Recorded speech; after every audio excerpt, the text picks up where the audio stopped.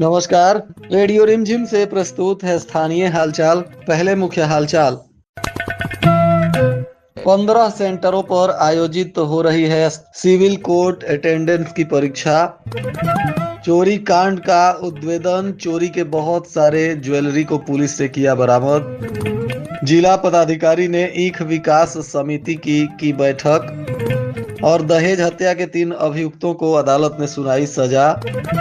ईद तथा रामनवमी को लेकर शांति समिति की हुई बैठक।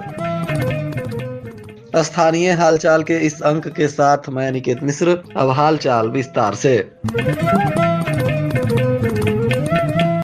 जिले के 15 सेंटर पर सिविल कोर्ट अटेंडेंस के लिए परीक्षा होनी है। रविवार को 2 पालियों में इस परीक्षा का आयोजन हो रहा है। बताया जा रहा है कि गोपालगंज जिले में 8400 अभ्यर्थी इस परीक्षा में हिस्सा लेंगे। इसके लिए जिले के सभी परीक्षा केंद्रों पर चाक चौबंद सुरक्षा के इंतजाम किए गए हैं। पुलिस अधीक्षक और जिला पदाधिकारी के निर्देश पर सभी परीक्षा केंद्रों पर मजिस्ट्रेट और सुरक्षा कर्मियों को तैनात किया गया है। इसकी मॉनिटरिंग सीधे हाई कोर्ट के माध्यम से की जा रही है। ऐसे में गोपालगंज के जिला जज और तमाम न्यायाधीश गण भी इस परीक्षा की मॉनिटरिंग करेंगे और जगह जगह परीक्षा केंद्रों पर उनके द्वारा जांच पड़ताल भी की जाएगी। कदाचार मुक्त परीक्षा को संपन्न कराने के लिए पूरा प्रशासन अलर्ट मोड पर काम कर रहा है। पुलिस अधीक्षक विनय तिवारी के निर्देश पर लगातार अपराधियों के विरुद्ध कार्रवाई की जा रही है। ऐसे में कुख्यात अपराधी अनीश राम को आज पुलिस ने गिरफ्तार किया। इसके पास से चोरी के बहुत सारे सामान बरामद किए गए हैं। बताया जा रहा है कि लगभग 1,21,000 रुपए नगद, 4 मंगलसूत्र, 5 अंगूठी, सोने का लॉकेट, 15 जोड़ा पायल, 10 चांदी का सिक्का एवं सोने चांदी के कई आभूषण पुलिस ने बरामद किए हैं। गिरफ्तार अनीश राम के ऊपर 10 थानों में पहले से मामले दर्ज हैं। बताया जा रहा है कि गुप्त सूचना के आधार पर सदर एसडीपीओ 2 राजेश कुमार के नेतृत्व में माधोपुर थानाध्यक्ष विकास कुमार ने माधोपुर गांव में छापेमारी करते हुए आरोपी को गिरफ्तार किया है। इस मामले में सदर एसडीपीओ 2 राजेश कुमार से आज बातचीत की गई तो उन्होंने कहा, देखिए, बीते रात्रि हम लोग के अनुमंडल में क्रियावेदन का कुछ घटनाएं हुई थी,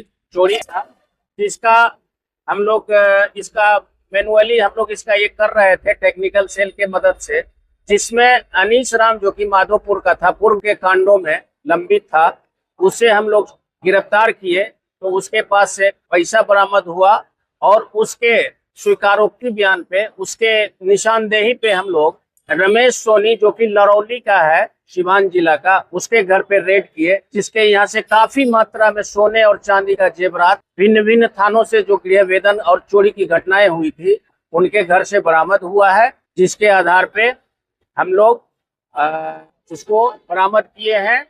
साथ ही हम लोग भिन्न भिन्न थानों में जो चोरी की घटनाएं हुई है उसको बहुत सा उसमें बरामद हुआ है और उस आधार पे हम लोग इन लोग को बरामदगी दिखा के हम लोग जेल भेजेंगे। और इन्होंने कबूल किया है, अपने ग्रुप का कुछ सदस्यों का भी नाम बताया है, जिसे भी हम लोग अनुसंधान करेंगे और उसमें अग्रिम कार्रवाई करेंगे।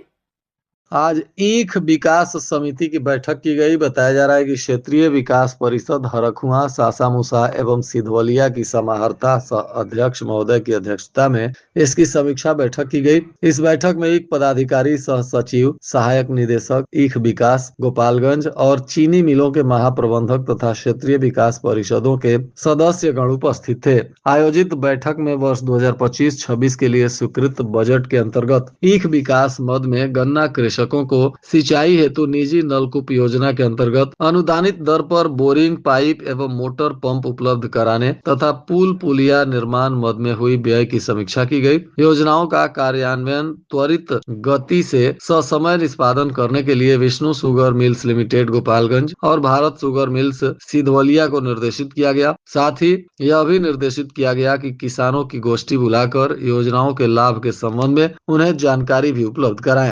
एक दहेज हत्या के मामले में अदालत ने सुनवाई करते हुए 3 अभियुक्तों को सजा सुनाई है। बताया जा रहा है कि यह मामला 2015 में भोरे थाना कांड संख्या 8015 से जुड़ा हुआ है, जहां पुलिस ने दहेज हत्या के मामले में आरोपी सुनील कुमार कुशवाहा पिता राम कुमार भगत और दूसरा राम कुमार भगत पिता राजेंद्र भगत तथा एक महिला को आरोपी बनाते हुए केस किया था। इसी मामले में सुनवाई करते हुए अपर जिला एवं सत्र न्यायाधीश 12 की अदालत ने आरोपी सुनील कुशवाहा को 14 वर्ष और राम कुमार भगत को 10 वर्ष तथा एक महिला को 7 वर्ष कारावास की सजा सुनाई है। सजा की घोषणा होने के बाद तुरंत पुलिस ने तीनों को गिरफ्तार कर जेल भेज दिया। इस मामले में गोपालगंज के पुलिस उपाधीक्षक रक्षित सुबोध कुमार से बातचीत की गई तो उन्होंने कहा, कुशीनगर की कीर्ति देवी हत्याकांड में 11 साल बाद आया फैसला। पति समेत 4 को कड़ी सजा। वर्ष 2015 में हुए चर्चित कीर्ति देवी हत्याकांड में आज दिनांक 13 मार्च 2026 को माननीय न्यायालय ने एक ऐतिहासिक फैसला सुनाते हुए दोषियों को लंबी कैद की सजा सुनाई है। श्री धीरेन्द्र कुमार मिश्रा अपर जिला एवं सत्र न्यायाधीश एडीजे 12 की अदालत ने आरोपियों को दहेज मृत्यु की धाराओं के तहत दोषी पाया। मामले का संक्षिप्त विवरण यह है कि मृतका कीर्ति देवी पुत्री वीरेंद्र प्रसाद वर्मा की शादी फरवरी 2014 में सुनील कुमार कुशवाहा के साथ हुई थी। विवाह के महज 1 साल बाद 24 अप्रैल 2015 को सुबह 9 बजे गला रेत कर उसकी निर्मम हत्या कर दी गई थी। इस मामले में मृतका के परिजनों द्वारा भोरे थाना कांड संख्या 80/2015 के तहत मुकदमा दर्ज कराया गया था। आज अदालत ने धारा 304B 34 दहेज मृत्यु की धाराओं के तहत निम्नलिखित सजा का निर्धारण किया है। सुनील कुमार कुशवाहा पति 14 वर्ष का कठोर कारावास, राम पुकार भगत 10 वर्ष का कठोर कारावास, श्रीमती चंदा देवी 7 वर्ष का कठोर कारावास। इस मामले में सजा को अंजाम तक पहुंचाने में एपीपी श्री हरेंद्र प्रसाद वर्मा सिंह की दलीलें और कानूनी बारीकियां अत्यंत महत्वपूर्ण रही। अभियोजन पक्ष ने न्यायालय के समक्ष ठोस गवाह और साक्ष्य प्रस्तुत किए। यह फैसला समाज में एक कड़ा संदेश है कि कानून के हाथ लंबे होते हैं।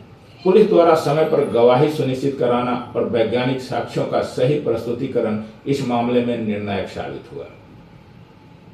आगामी ईद, रामनवमी एवं छठ पर्व को शांतिपूर्ण तथा सौहार्दपूर्ण वातावरण में संपन्न कराने के लिए आज समाहरणालय के सभा कक्ष में शांति समिति की बैठक की गई। इसकी अध्यक्षता जिला पदाधिकारी और पुलिस अधीक्षक ने संयुक्त रूप से की। बैठक में जन प्रतिनिधियों, विभिन्न समुदाय के प्रतिनिधियों एवं गणमान्य नागरिकों की उपस्थिति में पर्वों के दौरान विधि व्यवस्था बनाए रखने, आपसी भाईचारा बनाए रखने तथा अफवाहों से बचने की अपील की गई। जिला प्रशासन और पुलिस प्रशासन द्वारा सभी नागरिकों से अपील की गई कि पर्वों को आपसी प्रेम, सौहार्द और सामाजिक समरसता के साथ मनाएं तथा किसी भी प्रकार की सूचना या समस्या की स्थिति में तुरंत जिला प्रशासन को जानकारी दें। बैठक के दौरान शांति समिति के सभी सदस्यों ने एक स्वर में संकल्प लिया कि जिले में डीजे पर लगाए गए प्रतिबंध को पूरी तरह से सफल बनाया जाएगा। सदस्यों ने शपथ लेते हुए कहा कि वे स्वयं भी किसी प्रकार के कार्यक्रम में डीजे का उपयोग नहीं करेंगे और यदि किसी शादी विवाह या अन्य आयोजन में डीजे बजाया जाता है तो वहां शामिल भी नहीं होंगे। इसके साथ ही प्रशासन को इसकी सूचना देकर कार्रवाई सुनिश्चित कराने में सहयोग करेंगे। जिला पदाधिकारी ने स्पष्ट रूप से कहा कि जिले में डीजे पर 100% प्रतिबंध को सख्ती से लागू कराया जाएगा। उन्होंने सभी थाना प्रभारी, प्रखंड विकास पदाधिकारी और संबंधित अधिकारियों को निर्देशित किया कि यदि कहीं भी डीजे का उपयोग किया जाता हुआ पाया जाएगा तो उसे तत्काल जब्त किया जाए और नियम के अनुरूप कार्रवाई की जाए। उन्होंने कहा कि पर्व त्योहार के दौरान शांति एवं सौहार्द बनाए रखना प्रशासन की प्राथमिकता है। प्रशासन ने यह भी निर्देश दिया कि छठ घाटों की साफ सफाई, सुरक्षा और आवश्यक सुविधाओं की व्यवस्था भी समय पर सुनिश्चित करें। नगर परिषद एवं संबंधित विभागों को शहर में साफ सफाई, प्रकाश व्यवस्था और यातायात व्यवस्था को दुरुस्त रखने का निर्देश दिया गया। साथ ही भीड़ भाड़ वाले स्थानों पर आवश्यकता अनुसार बैरिकेटिंग और निगरानी की व्यवस्था करने को भी कहा गया। बैठक में रामनवमी के अवसर पर निकलने वाली शोभा यात्रा को लेकर भी चर्चा हुई। प्रशासन ने स्पष्ट किया कि किसी भी परिस्थिति में मोटरसाइकिल रैली या डीजे का उपयोग नहीं किया जाएगा। शोभा यात्रा शांतिपूर्ण माहौल में निकले, इसके लिए आयोजकों को पहले से प्रशासन को पूरी जानकारी देनी होगी और निर्धारित नियमों का पालन करना होगा। जिला प्रशासन ने यह भी निर्णय लिया कि शांति समिति के सदस्य विभिन्न संवेदनशील स्थानों पर मौजूद रहकर प्रशासन को सहयोग करेंगे ताकि पर्व त्योहार के दौरान किसी भी प्रकार की अफवाह या तनाव की स्थिति उत्पन्न न हो। सभी लोगों से अपील की गई कि वे आपसी भाईचारे और सामाजिक सौहार्द को बनाए रखते हुए पर्व त्योहार को मनाएं। इस अवसर पर उप विकास आयुक्त गौरव कुमार, अपर समाहर्ता राजेश्वरी पांडे सहित तमाम जन प्रतिनिधि और पदाधिकारी गण मौजूद रहे। इधर गोपालपुर थाना की पुलिस ने 431 लीटर से अधिक देशी शराब को बरामद किया है और एक बोलेरो गाड़ी को भी जब्त किया गया है। बताया जा रहा है कि पुलिस ने यह कार्रवाई गोपालपुर थाना क्षेत्र के डुमरिया गांव के पास वाहन जांच करते हुए की। बोलेरो गाड़ी से मिली इतनी भारी मात्रा में शराब को जब्त कर इस वाहन के चालक को पहचान करते हुए उसके विरुद्ध विधि सम्मत कार्रवाई करने का प्रयास कर रही है। बताया जा रहा है कि गाड़ी छोड़कर वाहन चालक फरार हो गया और पुलिस ने गाड़ी को जब्त किया। जांच की गई तो इस बोलेरो के अंदर से 431 लीटर से अधिक देशी शराब मिली।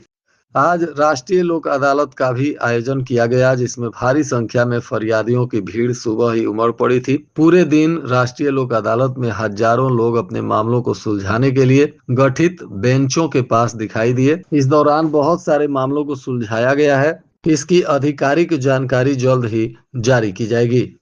इधर माझा प्रखंड के बंगरा गांव के विराट राज ने जेईई मेंस में 99.3% अंक लाकर क्षेत्र का नाम रोशन किया है। बताया जा रहा है कि उदंत राय बंगरा गांव के रजनीकांत सिंह के पुत्र हैं और ये विराट राज जेईई मेंस में इतने बेहतरीन नंबर लाए हैं, जिसके बाद इनके जानने वाले लोग और परिजनों में खुशी का माहौल है। विराट के सफलता पर बरौली के जदयू विधायक मंजीत सिंह ने भी बधाई और शुभकामनाएं दी हैं।